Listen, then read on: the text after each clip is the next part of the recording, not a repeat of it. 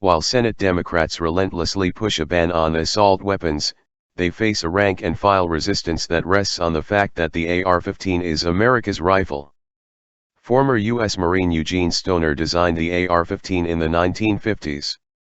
A full-auto version of the rifle, dubbed the M16, was adapted for military service during the Vietnam War. Then, in the 1980s, a semi-automatic AR-15 for civilians was widely produced.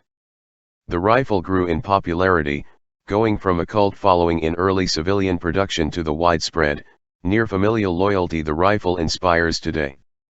This change occurred as the rifle went from being made by a handful of manufacturers in the 1980s to being made by nearly every major gun manufacturer in the 21st century. And the love for the AR-15 is not limited to older generations. On November 20, 2017, Breitbart News reported that millennials offer the most opposition to the Democrat push for an assault weapons ban.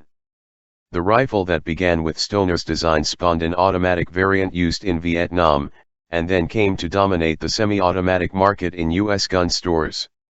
It is now beloved for target shooting, hunting, and self-defense.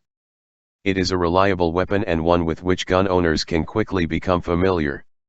And like the renowned and timeless 1911 handgun, a thriving aftermarket of accessories and parts are available for AR-15 rifles.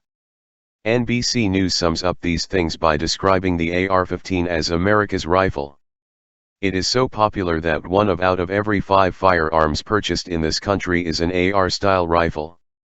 23-year-old Evan Dare works a gun range in New Jersey. He spoke about the AR-15, saying, "It's kind of the standard, de facto rifle now. No matter what role you're looking at, it pretty much fills that role."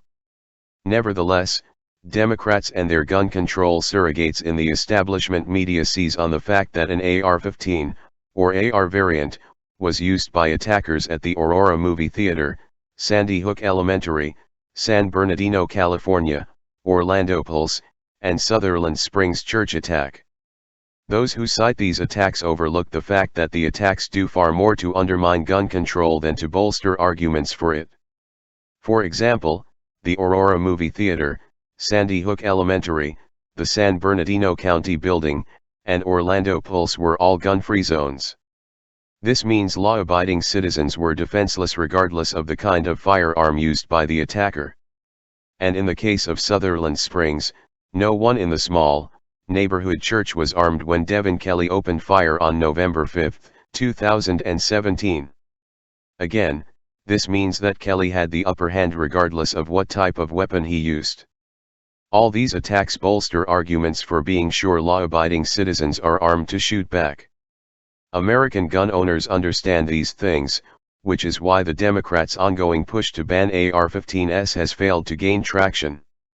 In fact, every time a gun controller pushes an assault weapons ban, one of the millions upon millions of AR-15 owners can point to the way he legally uses his AR to hunt, target shoot, or defend his life and home.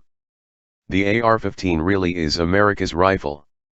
A.W.R. Hawkins is an award-winning Second Amendment columnist for Breitbart News, the host of the Breitbart podcast Bullets, and the writer/curator of Downrange with A.W.R. Hawkins, a weekly newsletter focused on all things Second Amendment, also for Breitbart News.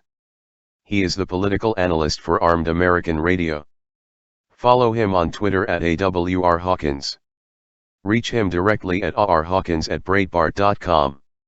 Sign up to get Downrange at breitbart.com/downrange.